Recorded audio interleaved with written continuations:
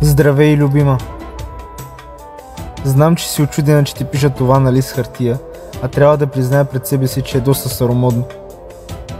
Особено когато има интернет, Facebook, Instagram, Viber, изборът е голям.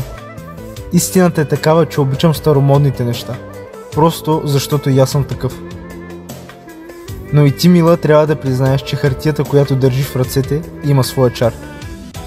Тя има моята арома и докато четеш, надявам се си представяш, че съм до теб и ти говоря. Ако ти напиша това в месенджер, няма да е същото.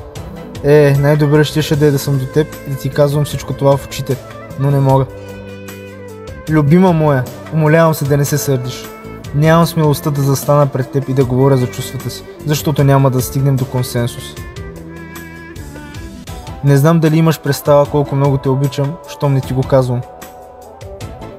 Обичам те толкова много, че понякога ме боли. Не мога да изпадам в сълзливи обяснения, за да оправдая себе си и това, което съм. И знам, че е глупаво да ти пиша това. А ти знаеш, че не съм типичния мъж. Това е проблема.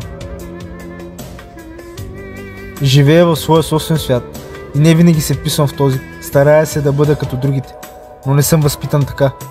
Представям си изражението на лицето ти докато четеш. Подпряла си с ръка брадичка. Устните ти са издадени напред, а между веждите ти има озадачена бръчка. Трябва да съм страшен късметлия да те имам в живота си. Винаги съм искал някоя като теб. Ти си всичко, което аз не съм. Възхищавам се, когато говориш за чувствата си. Смела си и го правиш. Аз не мога.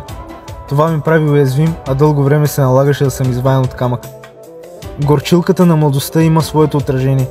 Съжалявам, че не мога да говоря красиви неща. Затова ти пиша. Заслужаваш да знаеш какво чувствам.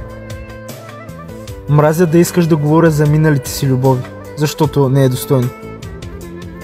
Разбрах, че е по-добре да съм дистанциран и хладен, за да не се стигне до това някой да ме нарани. Веднъж го направиха и от тогава си сложих тази броня от бодли, от която само ти не се боиш. Знаеш, че характера ми е ужасен и приличам на някой хунски вожд. Усмихна ли се? Обожавам усмивката ти. Карате да изглеждаш като малко момиче. А това е прекрасно, защото аз съм едно страхливо и оплашено момченце. Понякога съм груб и вулгарен и сигурно те обиждам. Прости ми. Свикнал съм да нападам без да има нужда, само от страх да не ме атакуват първи. Но с теб не е нужно да се държа така, както съм се държал преди. Стари навици, а е толкова трудно да се разделиш с тях. Старая се да бъда по-добър за теб. Имам ти доверие. Знам какво съм за теб, а ти за мен милион пъти повече. Цялото ми същество крещи обичам те, но устните ми отвикнаха да изричат тази дума. Обичам те, защото ме караш да се чувствам мъж. Обичам те, защото ми позволяваш да бъда слаб. Обичам те, защото ме целуваш както никоя друга. Обичам те, защото разбираш мълчанието ми. Обичам те, защото си загрижена за мен. Обичам те, защото те обичам. Обичам те без причина, не ми трябва такава. Обичам те, защото ти си част от мен, без която не мога. Обичам те, защото знам, че няма да ме нараниш. Обичам те, защото не мога да си обясня това чувство. Обичам те, защото знам и не знам. И може би не трябваше да започна писмото с здравей, а с обичам те, любима. Твой съм завинаги и след това. Мъжка болка. Влюбените знаят защо.